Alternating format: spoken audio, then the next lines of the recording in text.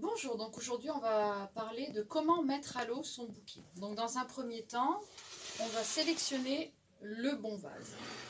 Donc là en l'occurrence, on va choisir son vase en fonction du nombre de fleurs qu'on a et de la longueur des tiges.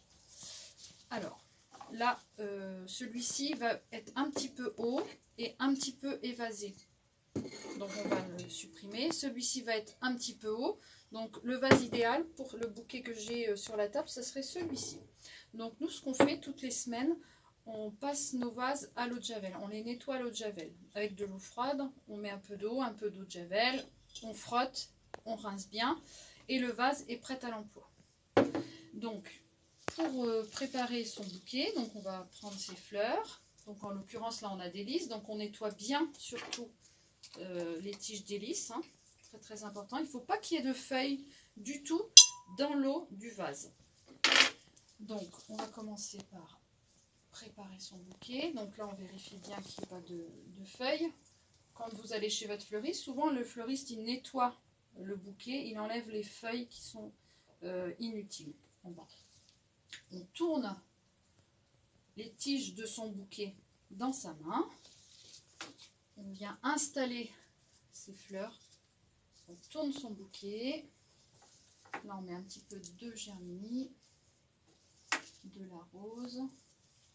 Voilà, toujours en tournant ces tiges dans le même sens. C'est ce qu'on appelle faire un faisceau. Donc là, voilà, tout ce qui nous gêne, on le supprime. Voilà, on fait un faisceau, on tourne ces tiges dans le même sens.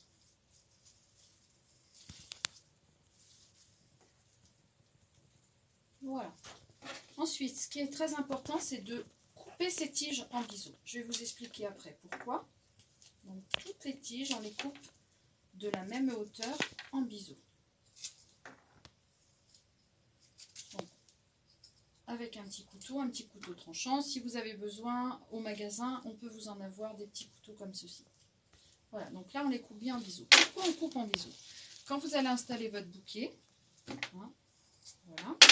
Vous coupez en biseau, pourquoi? Là, quand vous coupez en biseau, la tige va être dans l'eau et l'eau va passer par les petites cellules ici. Elle va monter et elle va venir hydrater la fleur ici.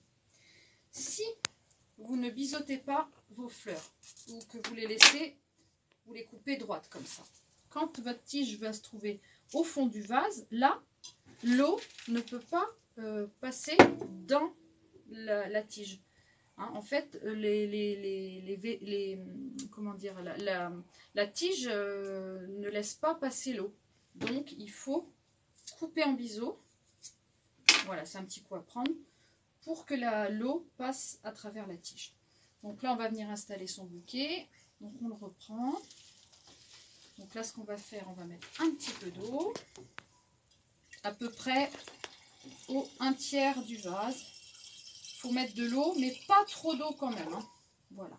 Ensuite, on met un petit peu d'eau de javel. Vraiment, vous avez vu un tout petit peu. Hein. Un petit peu d'eau. Voilà. Et on va venir installer, donc avec les tiges bien propres. Pas de feuillage, hein, parce que c'est le feuillage en fait qui crée les bactéries et qui font pourrir l'eau.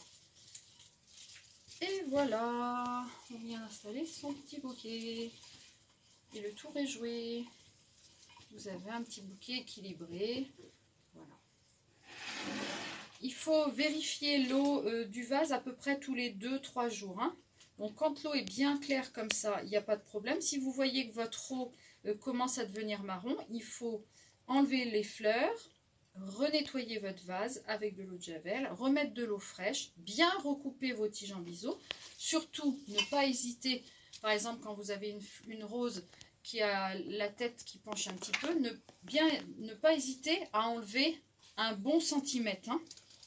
Vous enlevez un bon centimètre, vous remettez votre rose dans votre vase et la rose va être à nouveau hydratée et la tête va remonter et voilà, vos fleurs dureront plus longtemps. Voilà, j'espère que ça vous a plu et je vous dis à bientôt.